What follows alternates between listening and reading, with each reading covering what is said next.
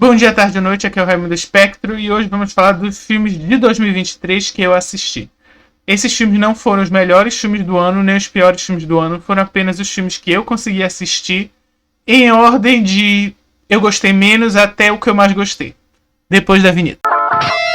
Bom dia, tarde e noite, aqui é o Raimundo Espectro e aqui nessa lista dos filmes de 2023 vou fazer uma dinâmica diferente da que eu fiz lá no vídeo de série de 2023. Lá eu tinha feito uma série que eu gostei intercalando com uma que eu não gostei, do filme que eu mais odiei para o filme que eu mais gostei. Novamente não tenho nenhum critério além de ler a sinopse, me interessar pelo trailer ou, sei lá, por algum ator específico que faz com que eu assista o filme. Então eles podem parecer sem nenhuma lógica, mas em geral eu gosto de filmes bem comuns, assim, populares, de ação, etc. É isso. Bom, vamos começar com o pior filme que eu assisti em 2023. E olha que teve concorrência. Foi o Quantumania, que é o Homem-Formiga e a Vespa Quantumania. Foi o primeiro filme de super-herói da Marvel do ano passado. Sim, foi. E meu Deus, eu não sei nem por onde começar a falar o quanto ele é ruim. Na verdade, eu até sei, porque tem um vídeo já aqui no canal referente a esse filme, onde eu faço um reviewzinho e assim, não é nada elogioso. Mas o que eu posso dizer? Apesar do nome Homem-Formiga e Vespa, a Vespa é uma das personagens que menos aparece no filme. Na verdade, essa Vespa aí do cartaz, né? Que é Evangeline Lilly, o nome da atriz, se eu não me engano. Mas a Vespa 1, que é a Michelle Pfeiffer que faz, aparece bastante. E é isso, é um filme que não tem que nem pra quê. Os personagens não são interessantes, a utilização dos efeitos especiais é insuportável. O vilão também não teve muita graça, o Kang não foi muito bem utilizado.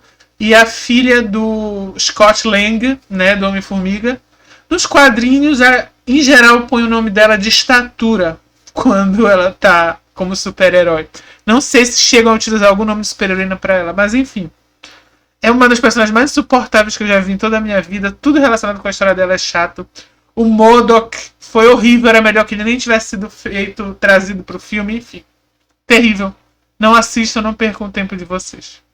O segundo pior filme que eu assisti esse ano também é um filme de super-herói. E assim, tá tendo muito essa discussão, talvez eu faça um vídeo sobre isso, se a fórmula dos super-heróis está finalmente caindo em desuso. Não estão mais as pessoas interessadas em filmes de heróis. Gente, primeiro a gente tem que ter filmes bons sendo desprezados pra gente poder ter essa comparação. Porque esses dois que eu falei, em qualquer métrica, são filmes insuportáveis. Para minha tristeza, esse foi um dos poucos filmes que eu vi no cinema esse ano, no caso, esse do Flash. E assim, terrível, o uso de CGI também muito estranho. Eles pegam uma cena, alguns atores que já faleceram, e jogam mesmo para mostrar pela enésima vez o tal do multiverso, porque pelo visto ainda não cansaram de utilizar o multiverso nas histórias.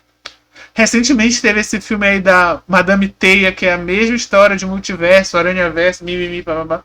E aí tem o multiverso da DC, que normalmente aparece em histórias do Flash, porque ele é capaz de acessar viagens no tempo por causa da super velocidade dele. Mais fácil que os outros personagens. Mas enfim, eu acho que tem duas coisas que eu gostei. A primeira foram as cenas de luta da Supergirl, e já achei estranho.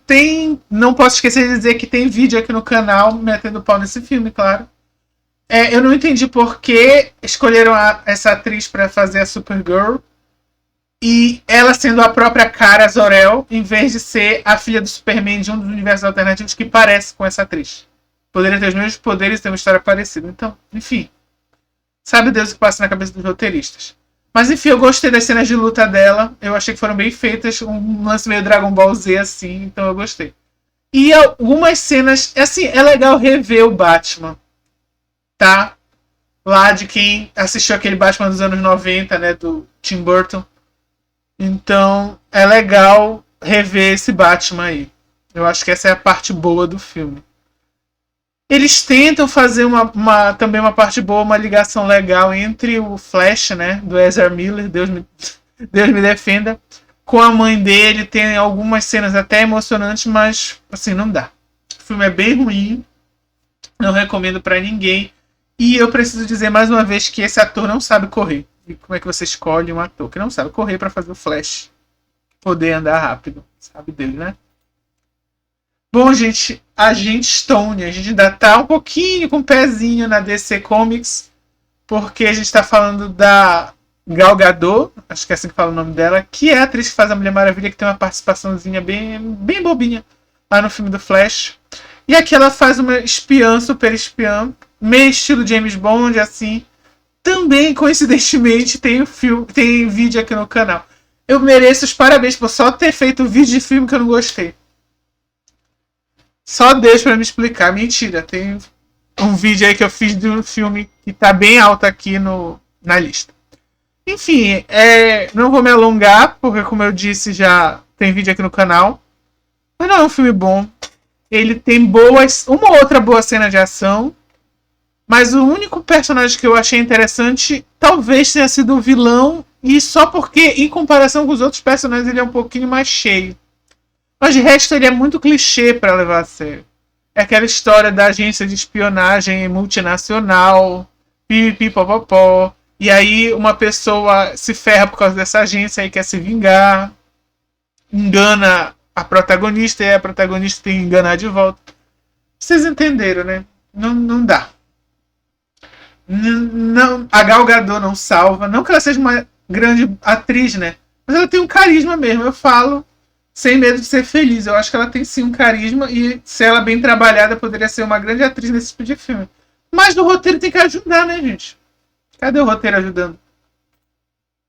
Bom, gente, A Noite das Bruxas. Esse eu vi em casa também, graças a Deus. Que bom que eu não fui no cinema. E assim, eu tô aqui com o livro. Já li. Eventualmente, tá bem marcadinho, porque eventualmente eu vou fazer uma resenha aqui no canal. E o que falar desse filme que não tem quase nada a ver com o livro que ele é inspirado? Assim, qual é o sentido da coisa? Se vocês souberem me explicar, eu agradeceria. Olha, eu pretendo fazer um review tanto do livro quanto do filme. Eu quero fazer dessa trilogia. Talvez tenha mais filmes desse novo Poirot aí do cinema. E essa trilogia é uma trilogia bem interessante. Ela começa com Assassinato no Expresso Oriente. Li o livro, vi o filme. Inclusive, a capa do livro que eu tenho aqui, infelizmente, é a capa do filme, baseado, fazendo propaganda do filme, né? Na verdade, uma jacket, tá? A capa, na verdade, é essa aqui, meio... Ela é legal porque ela é dura, diferente das outras, mas ela é meio... Como é que chama? Meio lúdica demais, meio, assim, cartunesca, a capa. Tem um vídeo antiguinho aqui no canal com uma resenha do Assassinato do Expresso Oriente, o livro, tá? Não do filme. Mas eu vou refazer aquele vídeo, ele ainda tá bem arcaico. De qualquer forma, teve esse livro, teve esse primeiro filme, aí depois teve, também li. Estão percebendo que eu gosto de Agatha Christie. Morte no Nilo, que foi o segundo filme, que também foi com a Gal Gadot, coincidentemente, lá do Agente Stone e a Mulher Maravilha.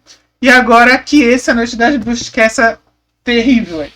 Bom, gente, primeiro fazendo um micro review aqui da trilogia como um todo.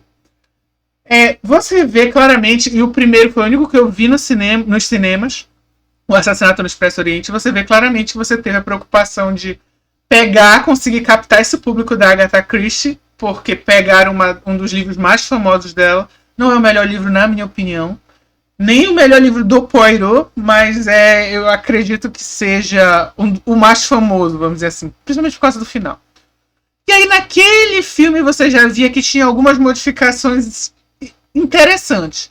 Mas no fundo não mudava a essência do livro. Você tinha principalmente uma modificação assim, étnica, para ter mais essa visão, vamos dizer assim, moderna do mundo. É aquilo, né? Hoje em dia os filmes aí de Hollywood, todos os filmes têm que parecer Los Angeles. Sei lá, uma cidade, uma capital, uma grande capital da costa oeste dos Estados Unidos. Todo mundo de várias etnias do mundo possíveis. Sabemos que isso não faz muito sentido no Expresso Oriente da Europa daquela época, né? Período entre guerras e tudo mais. Não lembro se é período entre guerras ou pós-guerra agora, mas enfim. Mas de qualquer sorte, isso não muda muita coisa na história. Só muda assim fazer umas adaptaçõezinhas na história pregressa dos personagens. Mas para investigação em si não muda. Aí vem o segundo, que é A Morte no Nilo. E aí você já tem algumas modificações mais pesadas. Você tem personagens que não aparecem no livro, não só aparecendo no filme, como pegando histórias de outros personagens que estão no filme e que eram do livro, fazendo com que eles se tornem bem inúteis. Alguns personagens que deveriam morrer não morrem, alguns personagens que não deveriam morrer morrem. Assim, você teve umas modificações que só Jesus para entender. Não consigo realmente entender em que aquelas modificações do Morte no Nilo ajudaram. Tem no início uma diferençazinha na forma como eles fazem o encontro do casal protagonista.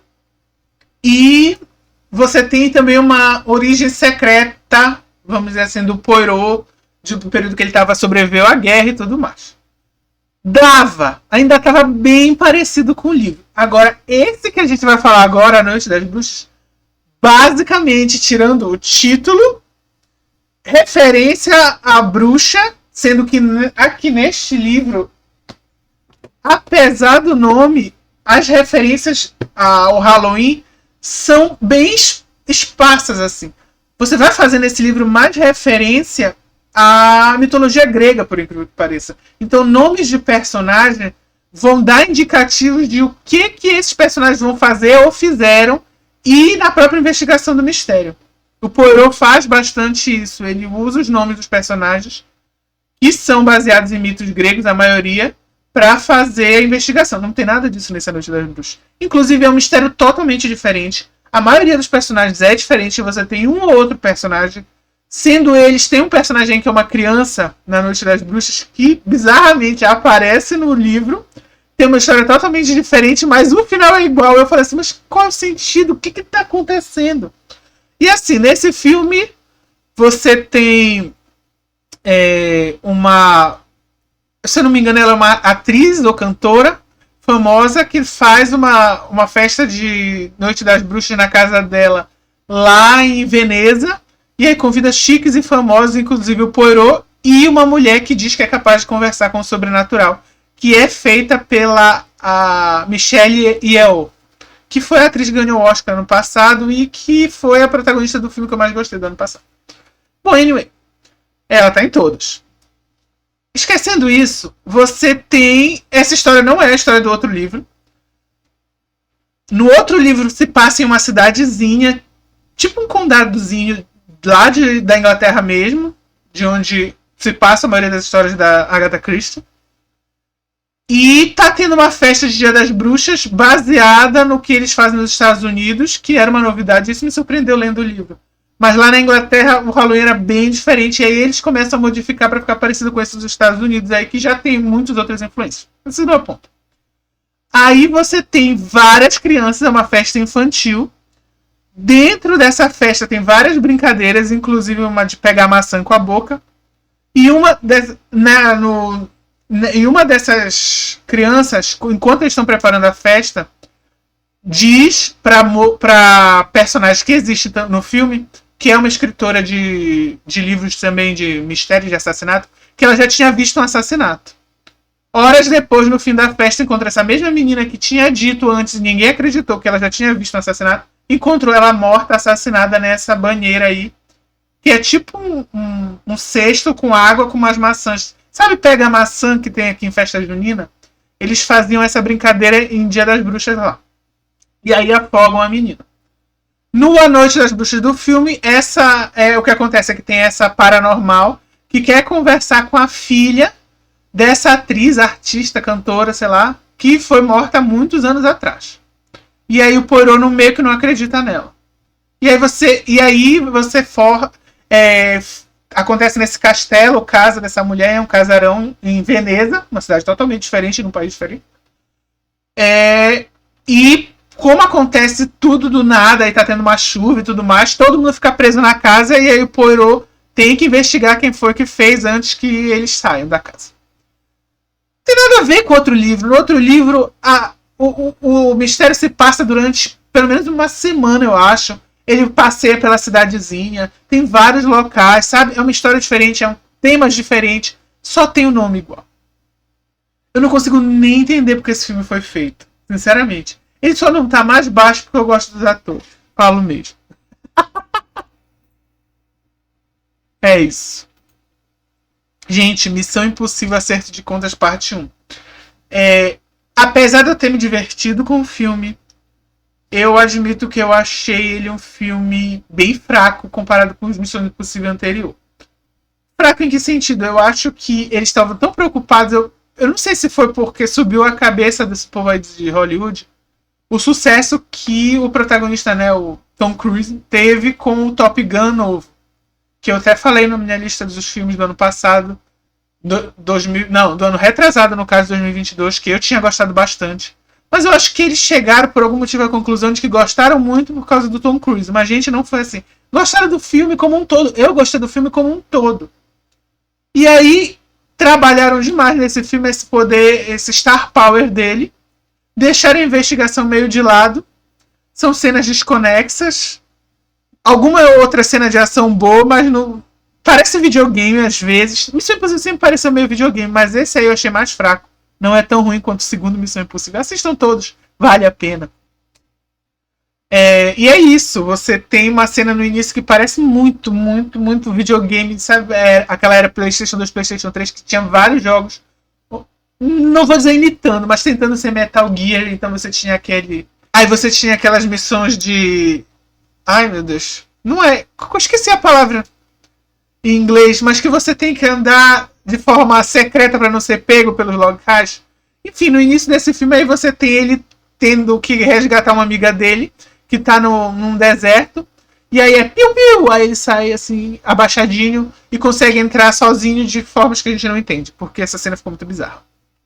Aí você vai ter meio que uma substituição dessa amiga dele, que era meio que a protagonista feminina dos últimos filmes, por essa aqui, eu esqueci o nome da atriz, mas é a que faz a namorada do Capitão América, Peggy Carter, lá da Marvel.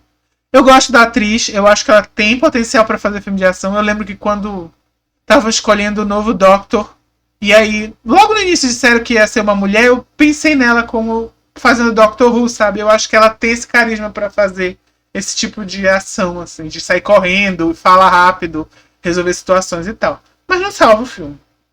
Ele é previsível, ele é fraco, ele é lúdico demais.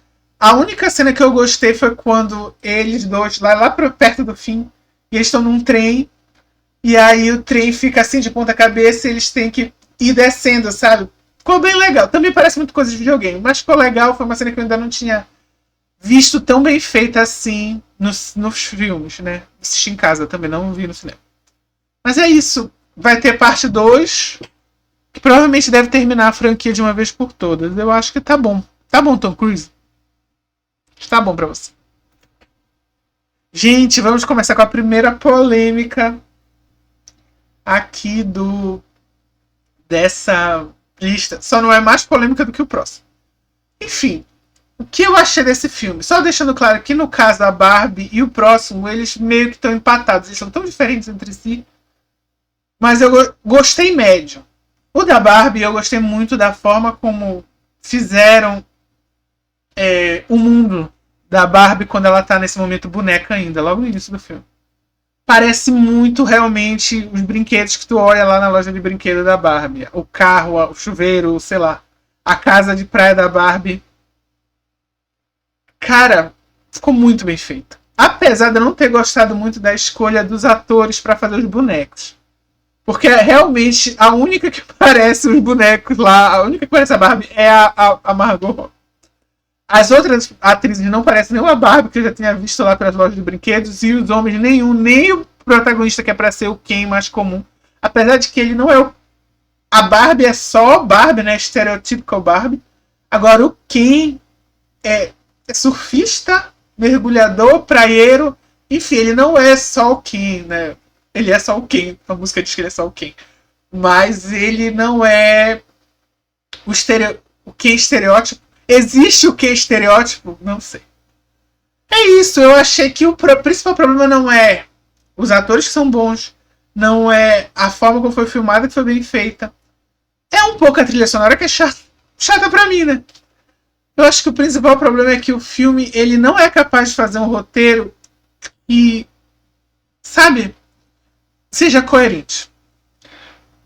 O filme da Barbie parece que duas pessoas escreveram e uma estava zoando o que a outra tinha escrito antes. Foi essa a sensação que eu tive. Você tem o tempo todo uma cena acontecendo que vai contradizer uma cena anterior, sendo que elas são postas como verdade. E sim, um diretor de cinema e um roteirista juntos são capazes de mostrar uma cena querendo te passar uma mensagem. O problema é quando ele passa essa cena e logo depois ele passa outra cena te mostrando uma mensagem oposta. Então, eu já pensei em fazer um review desse filme, mas sinceramente já falaram tanto, e ficou uma coisa tão polarizada, tão chata, tão agressiva, tão enjoada, que é a parte ruim da internet pra mim, que eu larguei de mão. Eu não assisti na época certa lá do Barbenheimer, inclusive eu ainda não assisti Oppenheimer, vou assistir eventualmente. Eu fui assistir quando saiu no serviço de stream, que foi no final do ano, e é só assistir no início do ano seguinte, deste ano, 2024. E assisti por curiosidade mórbida, tá? Eu não tinha gostado muito do trailer. E o pouco que me falavam eu achei pavoroso. Assim, e é isso. Realmente não é um filme pra mim, porque eu acho que mesmo a comédia escrachada, ela tem que ter uma lógica lá. E o filme da Barbie não tem. Sabe, tem uma coisa que me chamou a atenção. Quando ela tá lá dentro do mundo da Barbie, é tudo de faz de conta. As coisas são exageradas, as falas são exageradas e sem nexo, porque é dentro de um mundo de bonecas. Falso. Só que quando ela sai e vai pro mundo real, é igualzinho o mundo de bonecas. Porque também é exagerado, é forçado, não parece vida real. Cara, tem uma cena que ela tá... Meu Deus, ela tá andando de patins. Ela tá andando de patins? Ela tá fazendo alguma coisa lá perto da praia, tipo uma orla, ela e o Ken. E aí vem um cara e dá em cima dela, passa a mão nela, e aí ela agride o cara. E aí ela vai presa. Gente, acho que nunca que isso ia acontecer. Muito menos lá nos Estados Unidos, na região que ela estava. Olha, eu te falo que aqui perto da minha casa, tem um parque. E tinha um cara que fazia uma coisa imediatamente semelhante. E foi no mesmo ano que saiu a coisa da Barbie. As mulheres estavam lá fazendo o exercício físico, né, correndo, ou andando também de bicicleta. E aí ele vinha numa bicicleta e passava a mão nelas. Foi um escândalo. Televisão em cima, a polícia em cima, até que finalmente pegaram e ele responde aí, pelo processo, claro. Se ele pegasse porrada, se alguma conseguisse chegar até ele, porque ele tava fugindo de bike e desse porrada nele, você acha que elas iam presas? Ninguém ia ficar do lado desse cara. Então ele vai e mostra essa cena, e eu falo assim, bom, parece que ainda tá no mundo da Barbie, onde as coisas não fazem sentido. E é isso, é essa cena. Você tem depois a cena dos Ken, sendo como, vamos dizer assim, uma visão bem simplória. E é pra ser simplória uma comédia, não precisa ser profundo. Uma visão bem simplória de como, de por que existiu essa, em muitas aspas, essa guerra dos sexos em certo ponto da história ocidental. No caso do nosso mundo real, das mulheres que queriam ter uma emancipação, poder cuidar da própria vida, etc. E aí você faz um espelho disso nos Ken. E aí, a certo ponto da história, os Ken estão meio que errados porque estão exagerando e estão fazendo lavagem cerebral nas mulheres. Aí a Barbie, para resolver, faz a lavagem cerebral da lavagem cerebral e ensina elas a fazer lavagem cerebral nos Ken. E aí eu te pergunto, a lavagem cerebral é do bem ou é do mal? Sabe, esse tipo de coisa, o filme não consegue conversar nele. Ele é louco nele, cara. Tipo, o roteiro não faz sentido. Não é porque é uma boneca indo pro mundo real. Essa é a parte que faz até algum sentido. O que não faz sentido é a mensagem que ele traz. Porque é o tempo todo ele desconversando. Ele fazendo... ao mesmo tempo que ele acha que quer igualdade, ele mostra que não é assim. Que dependendo de quem é a pessoa que faça, a mesma situação pode ser boa ou ser ruim. Cara, que mensagem você quer passar? Que mensagem é quando quem faz é ruim, quando a Barbie faz é bom? Ou vice-versa, sabe? Eu não sei, eu realmente não sei o que esse filme queria passar. Por exemplo, olha essa maluquice. O Ken tá lá e aí descobre que o mundo real é como se fosse o mundo do patriarcado, né? Tipo na historinha da Mulher Maravilha. Nosso mundo é o mundo do patriarcado porque é o mundo dominado pelos homens. E aí ele vai lá e vê como é que funciona. Eu quero ser médico porque lá no meu mundo tem a Barbie médica e não tem o Ken médico. Eu nem sabia que não tinha o Ken médico. Na verdade, graças a esse filme que eu descobri que quem não tem profissão é isso. No máximo são essas profissões mais lúdicas. Não sabia. Eu não acho isso nem um pouco problemático. Só deixando claro, tá? A barba foi feita pra menina. Então, sim, é para as meninas terem profissão. O Ken tá só lá pra elas terem marido, gente. Pelo amor de Deus. Que vocês... Mas enfim. Vamos dizer que isso é importante por causa da lógica do filme. Aí ele sai, vai pro patriarcado e descobre que você, homem ou mulher, ou atualmente tem quem não é nenhum nem outro, né? Que diz que não é nenhum nem outro. Qualquer um desses pode ser médico se fizer o curso lá de medicina. Mas você tem que fazer o curso. E ele acha aquilo incrível e maravilhoso. E ele vê esse incrível e maravilhoso faz com que ele se torne uma pessoa escrota que quer dominar o mundo da Barbie. Como que isso é ruim? Por que ele achar isso faz ele fazer coisas ruins? Aí eu pensei assim, e assim, era uma coisa que eu me choquei comigo. Porque eu comecei a tentar desesperadamente entender a lógica por trás do filme. E eu falava, será que é tipo uma coisa meio bíblica, assim, que o Ken, ele se torna mal não porque entra a maldade nele, mas porque, vamos dizer assim, como na história do Gênesis, o fruto do conhecimento fez com que ele, sei lá, visse que ele era tão bom quanto a Barbie e por isso trouxe um imbalanço. Seria isso que ela quer passar? Mas aí, de novo, se isso traz um imbalanço, por que no mundo real isso é uma coisa boa? Porque eu acredito que 99,9% das pessoas acham que é uma coisa boa as mulheres terem mais direitos do que tinham nos anos 70. Então, sabe? Eu não sei explicar. Eu acho que é aquele filme que, mesmo sendo ruim, vai continuar sendo analisado, se não esquecerem dele, né? É isso, já falei demais desse filme. Gente, aí a segunda polêmica, porque esse ano foi o ano das polêmicas no cinema, vocês não tinham o que fazer. Som da Liberdade é um filme meio independente. Ele no início ia ser um filme da Disney, por incrível que pareça, mas acabou que a Disney desistiu da distribuição e da produção e aí eles tiveram que fazer de forma independente. Então basicamente conta uma história baseada em fatos reais desse investigador aí que descobre essa rede de crimes envolvendo o tráfico de mulheres e principalmente de crianças. E essas crianças normalmente estão em países diferentes do dele, em países onde a lei é mais frouxa.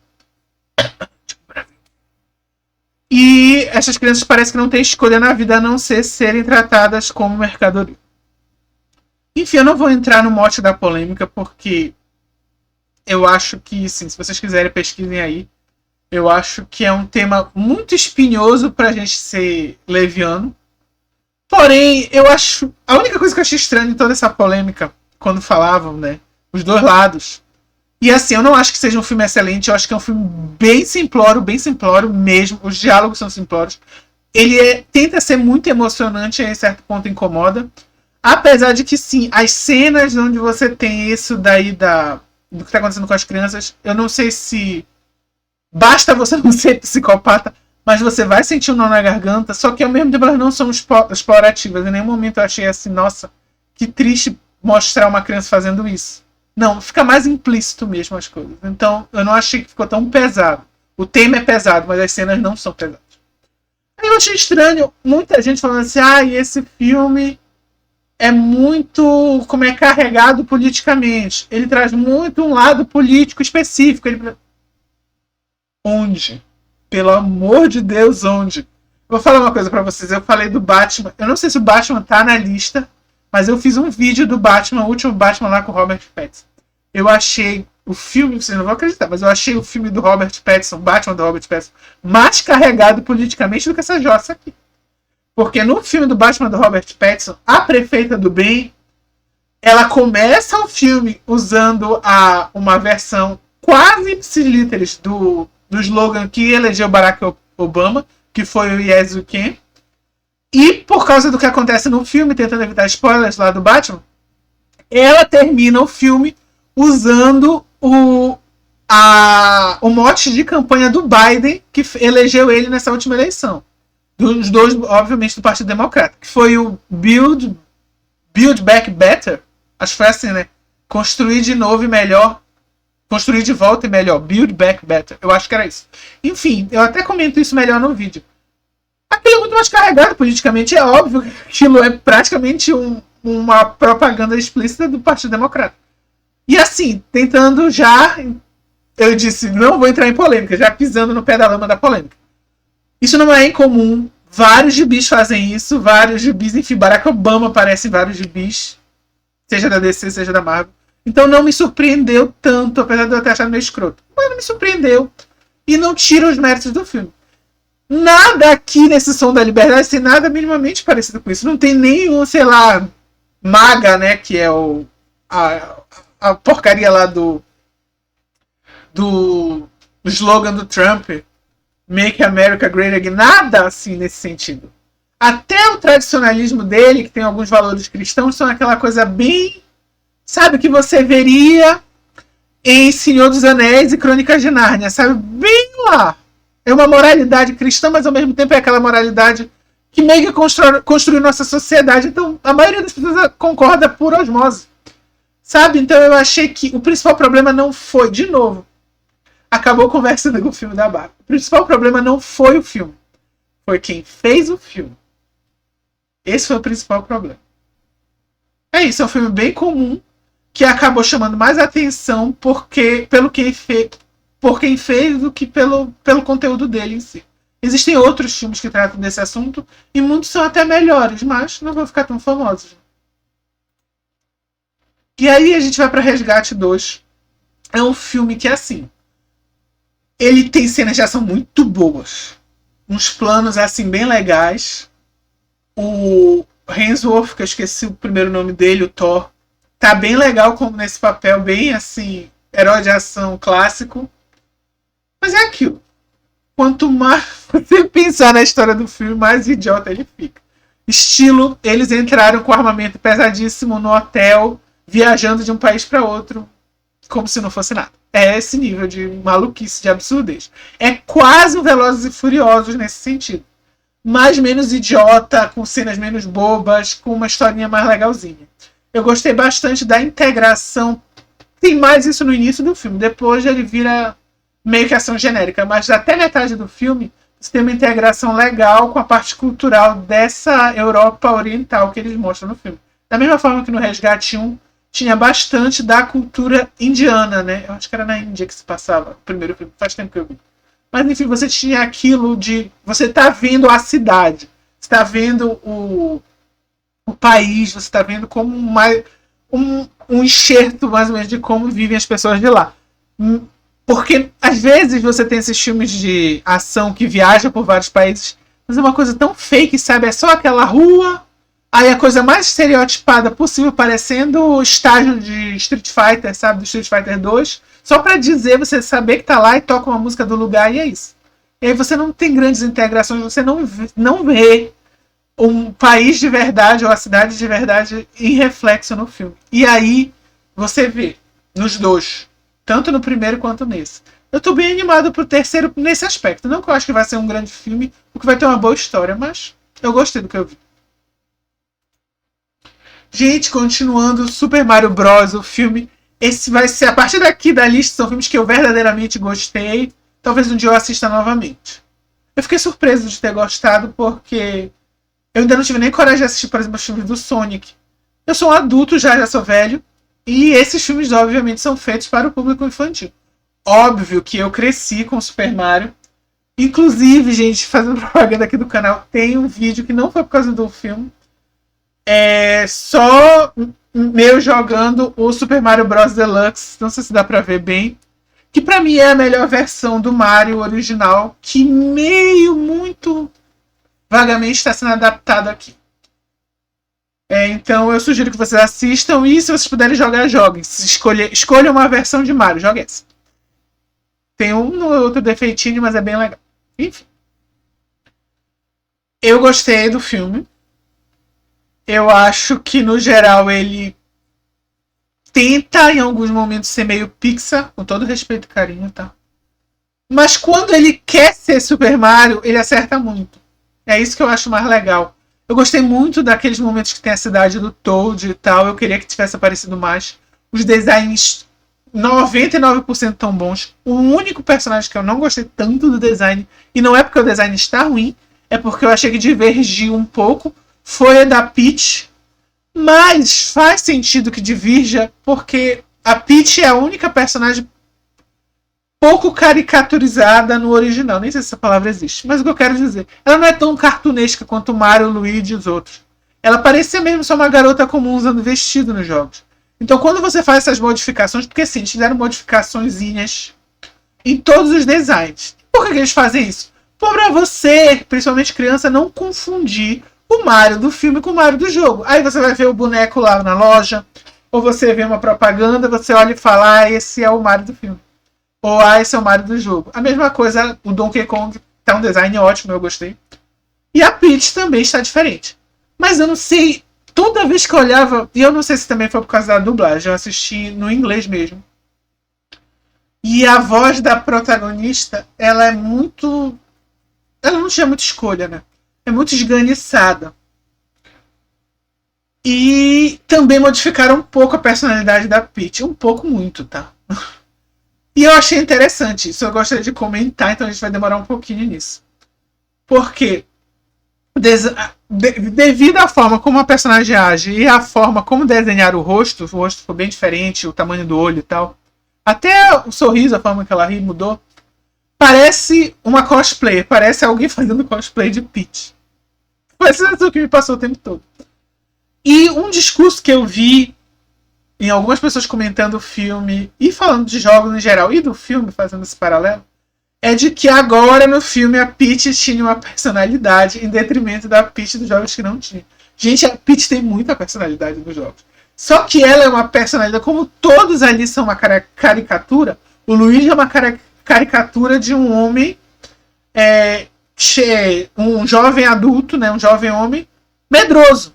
Assim como o Mario é uma caricatura de um jovem homem que faz tudo, ou faz tudo, é aquele cara que você pode confiar. Assim, a Peach é uma caricatura de uma mulher que é hiperfeminina. E o que é ser hiperfeminina? É aquela mulher que é exageradamente maternal, que gosta de cozinhar, que gosta de roupa, que gosta de maquiagem, que se emociona com muita facilidade. Então a Peach tinha personalidade. No jogo da Peach, inclusive o Super Princess Peach, o jogo se baseia nas emoções dela. Então se ela tá com raiva, o jogo tem efeito. Se ela tá triste, o jogo tem um outro efeito, sucessivamente, de tanta personalidade que ela tem. Só que não era uma personalidade interessante para ser uma protagonista de filme. E eu compreendo. Eu não acho que o filme errou muito. Eu acho que ele fez algumas modificações. Agora é aquilo. A gente nunca vai saber se talvez fazer a personalidade da Peach dos jogos talvez não funcionasse no filme. Deixa ela ser uma caricatura também. O que é que tem? E é isso, mas eu acho que no geral eles acertaram quase tudo. Também a voz do Chris Pratt pra Mario não ficou tão legal quanto é a dos jogos. Mas eu entendo a mudança, né? E é isso, eu gostei, espero que tenha uma continuação. E vamos ver, eu espero também... Eles adaptaram bem, porque eles trouxeram sim muitos elementos dos jogos. Só que é aquilo, trouxeram coisas de tudo quanto é jogo. Então você vai ter elemento desde o Mario original, passando pelo Mario Kart, passando pelo Super Mario Galaxy, passando pelo Super Mario 64, passando pelos Mario Bros. De 2D novos, que você tem alguns power-ups que são mais novos. Ou seja, eles adaptaram os jogos do Mario como um filme. Bacana. Mas eu espero que no segundo eles tentem pegar um dos jogos e fazer uma adaptação melhor. Nesse sentido de adaptar a história, eu acho que poderia acontecer. Os jogos do Mario, eles não têm uma história mesmo heavy, não é um Zelda da vida. Mas eles têm uma lógicazinha ali interna. Então, por exemplo, o primeiro é parecido com essa lógica mesmo. E é isso, o Mario sai pelo reino dos cogumelos, vai passando de castelinho em castelinho até achar a princesa, e de vez em quando acha um Toad, até que ele derrota o Bowser que está indo dos castelos e consegue a princesa. Tá tendo a invasão lá e tal. O segundo, sabemos que é um sonho que o Mario tá tendo. E aí eles vão parar, ele, a Peach, o Luigi e o Toad vão parar nesse mundo dos sonhos. Então já dá para dar uma adaptada em uma historinha. E o terceiro, algumas pessoas não se tocam disso, mas ele é uma peça de teatro apresentada pelo... Aí não sabemos se é apresentada pelos personagens ou se são atores fazendo os personagens. No qual o Mario tem que salvar reinos diferentes do cogumelo, do reino do cogumelo, onde todos os reis foram transformados em alguma criaturazinha. E aí ele tem que ir mundo a mundo, salvando os reis e derrotando os Koopalings, que a gente achava que eram os filhos do Bowser, mas pelo visto não são exatamente os filhos dele. Que já é uma coisa a se adaptar, os Koopalings, por exemplo. Então dá para fazer uma adaptação mais assim, ter uma história em mente. Tirando isso, eu gostei, me diverti bastante e eu fico feliz do sucesso que teve. Gente, John Wick 4, Baba Yaga, é aquela franquia. A voz indo embora. É aquela franquia que, cara, não teve filme ruim. Teve momentos melhores e piores, mas não teve filme ruim. Mas ela é tão over the top que, cara, qualquer... Tem gente que tá dizendo que vai ter o John Wick 5, sendo que o 4 meio que deixa quase impossível ter o 5, mas nada impede. Eu não vou entrar tanto em detalhes, por quê? Porque tudo nesse filme é um spoiler. Ele é o quarto filme, ele conta como talvez um final de franquia. Ele já começa de onde o terceiro para. Eu acho que esse é o único grande defeito. Se você for assistir só ele, você vai achar tudo muito estranho. A maioria dos personagens já apareceu antes, nos outros filmes.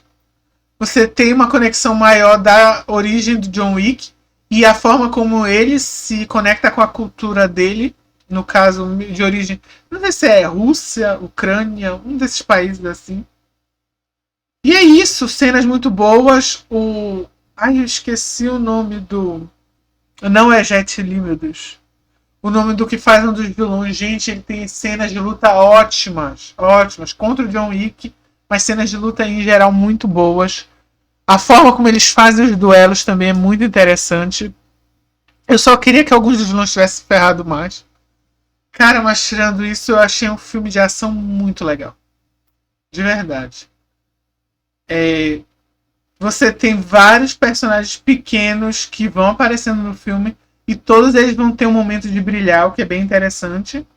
Mas é aquilo, da mesma forma, como eu falei no Resgate 2, você tem que desligar o cérebro completamente. Porque essa altura do campeonato, nada do que está acontecendo faz sentido. O John Wick ele vai passar as cidades inteiras sangrando e matando gente e ninguém vai fazer nada, como se fosse a coisa mais corriqueira do mundo. Mas é isso. Eu gostei, fico feliz porque eu acho o Keanu Reeves um grande ator. Um ator que marcou muito a minha geração, se parar pra pensar. Sou milênio. Gente, Shin Kamen Rider. Quando que eu ia imaginar em 2022 que em 2023 esse ia ser um dos meus melhores filmes, assim... não digo da vida, mas, cara, eu gostei muito desse filme. Ele é do mesmo diretor do Shin Godzilla, Shin Ultraman. Falta eu assistir o Shin Ultraman, infelizmente. Não acho em lugar nenhum esse filme. E assim, se vocês já assistiram Evangelion, ele também foi o diretor desse anime super clássico. Franquia, né? No caso, franquia de anime e mangá. Você vai entender mais ou menos as preocupações existencialistas dele, que ele vai trazer aqui no Shin Kamen Rider. Eu pretendo fazer um vídeo, então não vou falar muito dele. Eu pretendo fazer um vídeo sobre esse filme. Eu acho que é um filme que, devido a ele utilizar um personagem de... não é Sentai, né? Também não é Metal Hero. Enfim, desses... Tokusatsu também. Enfim, não sei qual é a palavra exatamente. Mas usar um desses personagens... Talvez muito da ideia que ele tem, que ele vai trazer filosófica de identidade, coletivo, percepção da realidade, vão ficar meio de escanteio. E aí as pessoas vão se preocupar mais com cenas de luta, efeitos especiais. Em alguns momentos os efeitos especiais deixam a desejar. Mas esse filme tem uma das minhas cenas de luta favorita, onde ele luta contra uma vilã que tem uma armadura de vespa, se eu não me engano. Cara, eu vou falar tintim por tintim sobre esse filme quando der. Filme incrível, incrível. Vou assistir de novo esse filme. Cara, não sei nem por onde começar a elogiar. Eu gostei demais, demais desse filme. Eu não achei que fosse gostar. Quando eu li a sinopse, eu acho que eu esqueço toda vez o nome desse diretor. Eu acho que muitas vezes esses diretores, quando eles começam, eles têm uma obra muito importante assim para algumas pessoas, eles meio que se perdem. Eu não sei se é o ego ou se é essa necessidade de o tempo todo estar se superando. E aí eles acabam perdendo um pouco daquilo, sabe? Porque você precisa ter um pouco de pureza e um pouco de ignorância, sabe? De você não ter certeza do que você está falando. Porque filmes, qualquer arte, né? Produto artístico. Livros, filmes, videogame nem tanto. Não sei se videogame é arte, não é. Mas livro, filme, quadrinho, enfim. Você também... Eles não deixam de ser um diálogo. E às vezes, quando a resposta do público não é boa, é uma forma de você entender que a mensagem que você está passando não está fazendo muito sentido. Então eu acho que quando eles cortam essa lógica do público responder, eles meio que vão perdendo essa possibilidade de diálogo. Eu senti um pouco disso, não quer dizer que eu não gostei, nos últimos filmes do Evangelion, que eu assisti também, acho que no ano retrasado, mais ou menos. Enfim. Que foi o 2.0, 2.1, sabe? 3.0 mais 1.0, enfim. Então eu senti um pouco disso. São bons, ele levanta questões filosóficas interessantes, mas eu achei que com o Shin Kamen Rider, que eu gostei mais do que o Shin Godzilla, como eu disse também é dele, ele acerta porque ele aposta um pouquinho novamente na simplicidade. É isso que eu quis dizer. E faz muito sentido porque a gente está falando de um tipo de produto cultural que sempre, apesar de você ter roupa espalhafatosa, luta espalhafatosa, uns efeitos visuais especiais bem duvidosos, ele tinha uma estrutura simples, trazia histórias simples, com mensagens e valores simples. Então você usar isso para trazer, para contar uma história filosófica, trazer uma filosofia um pouquinho mais complexa, não tão complexa assim, nem nada, mas que te faz pensar sobre a vida, dá trabalho. E tem que ser feito de uma forma simples, meio simplória, e ele consegue fazer isso. Então, pra mim, tá de parabéns, eu amei esse filme. E vamos ao único filme de super-herói que eu gostei esse ano, que foi o Guardiões da Galáxia Volume 3. Eu achei que terminou a série de filmes do Guardiões da Galáxia muito bem. É provavelmente o único filme bom da Marvel desde o Ultimato. Eu falo mesmo, o único filme que eu gostei da Marvel, gostei sem reservas desde o Ultimato. Ele traz um foco melhor também no Rocket Raccoon, que é o meu personagem favorito do Guardiões da Galáxia e um dos meus personagens favoritos da Marvel em geral. Então, é isso. Então, de parabéns. Eu gostei bastante, eu achei que o Chris Pratt tá bem. O povo não gosta muito dele, mas eu acho que ele tem bons momentos. A Nebula, aqui no Brasil acho que chama de Nebulosa, né? Cara, que personagem bom. Ela é divertidíssima, eu adoro a atriz. Acho que esse nome dela é Karen Gillian, alguma coisa assim. Enfim, personagem incrível, atriz incrível, um arco muito bom. A Zoe Saldanha com a Gamora eu achei que tá meio apagada. Agora, Amantes, eu achei interessante a participação dela no segundo filme. E no especial de Natal, aqui eu achei que ela tá meio mais ou menos. Mas é isso, o filme em geral é muito bom.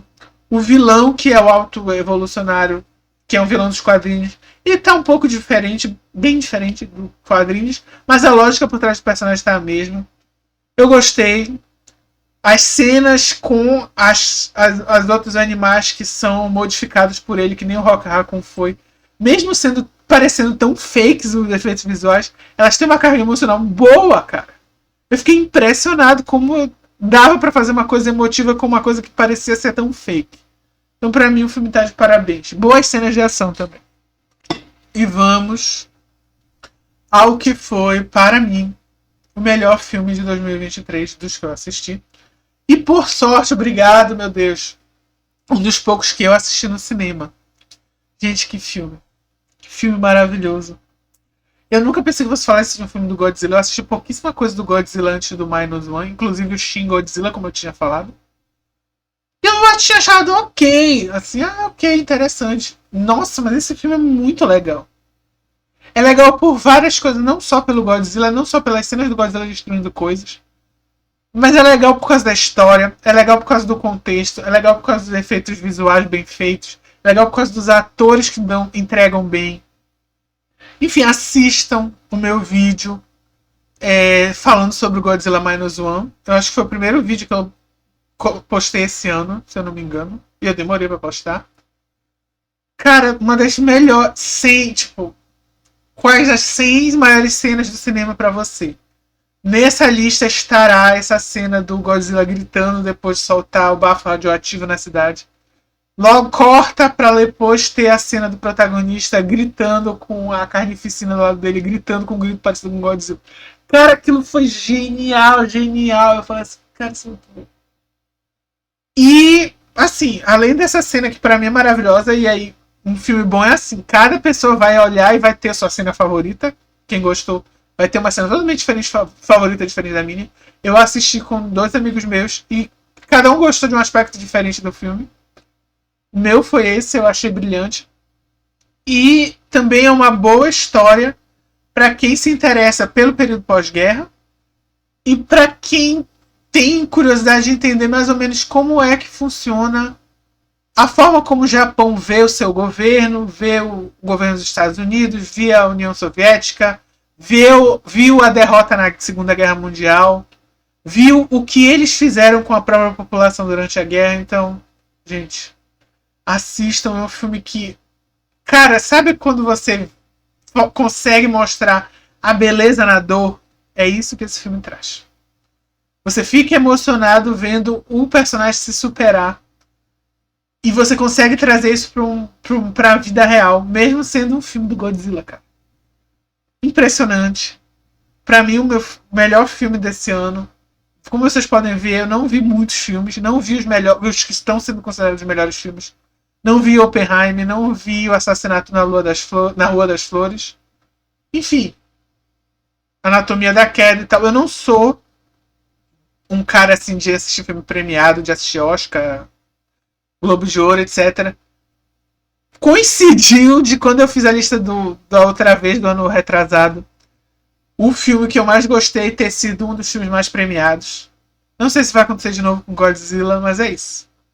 Gente, se vocês puderem, eu acho que já não tá mais em cartaz, mas há muito tempo. Acho que quando chegar no serviço de streaming, deem uma chance pra Godzilla Minus One, de verdade. E é isso, gente. Foram os filmes que eu consegui assistir esse ano.